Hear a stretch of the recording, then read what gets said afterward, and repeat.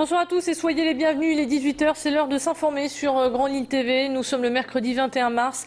La Grand Place de Lille est actuellement bloquée en raison d'un incendie. On vous dit tout dans un instant.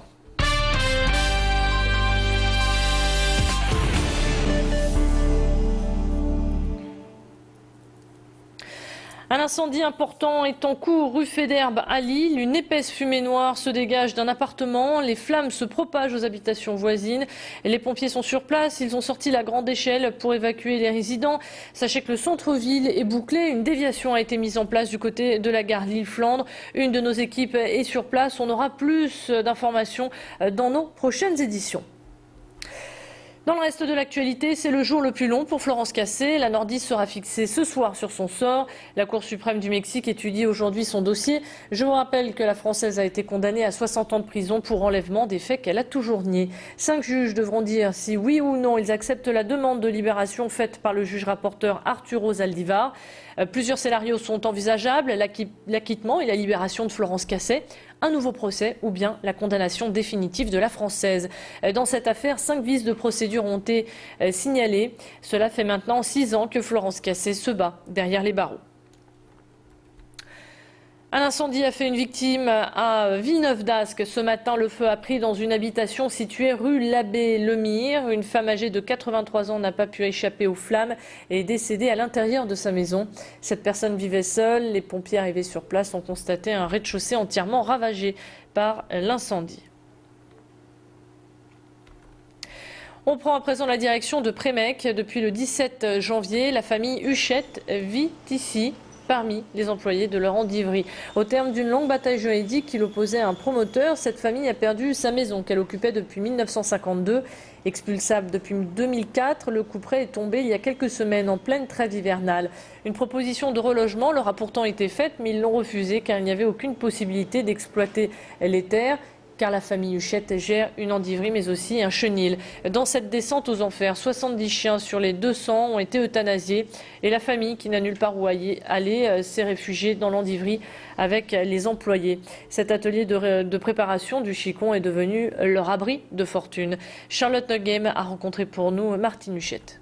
Ça se vit assez difficilement, au moins au départ. Ça a été très difficile aussi bien pour le personnel que pour nous. Parce que la pièce du personnel, on se l'est réservée pour notre chambre. C'est la seule pièce où on pouvait dire d'avoir une chambre. Les commodités, elles sont pour tout le monde. Donc les salariés sont obligés de passer à côté de nous pendant qu'on prend notre repas pour aller aux toilettes ou se laver les mains. Il y a une cohabitation entre notre habitation et l'entreprise.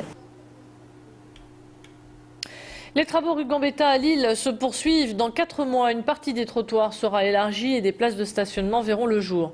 En attendant, ces travaux perturbent la circulation et empêchent les voitures de se garer, ce qui a des conséquences sur les commerçants.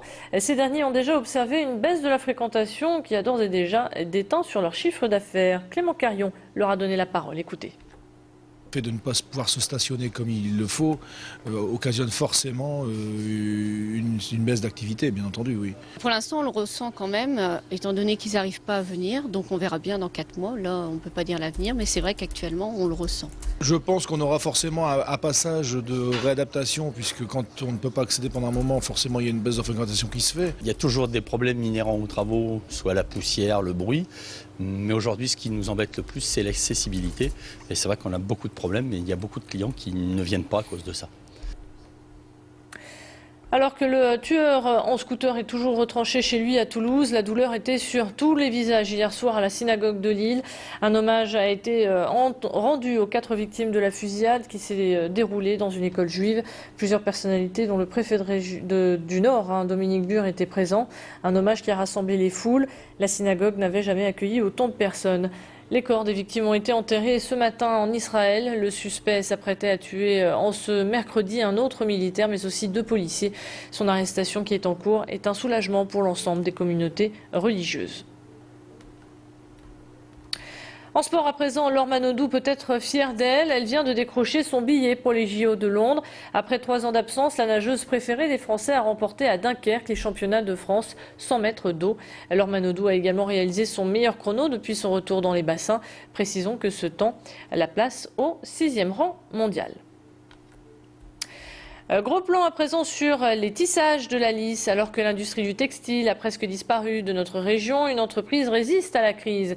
Les tissages de la Lys existent depuis plus d'un siècle et ont su traverser les moments difficiles en se modernisant et en se remettant sans cesse en question. Connue en France et à l'étranger, elle fournit des tapisseries aux musées nationaux, aux monuments historiques, mais aussi à de fins connaisseurs. Pour fidéliser ses clients et provoquer des coups de cœur, l'entreprise a eu une brillante idée, celle d'imiter à la perfection des œuvres de Pablo Picasso. Il existe 5 tapisseries donc et 15 coussins. Son directeur nous les détaille justement au micro de Pierre Beauvillain. Il y a 5 tapisseries basées sur les œuvres, certaines œuvres de Picasso, dont le portrait de Marie-Thérèse qui est au mur.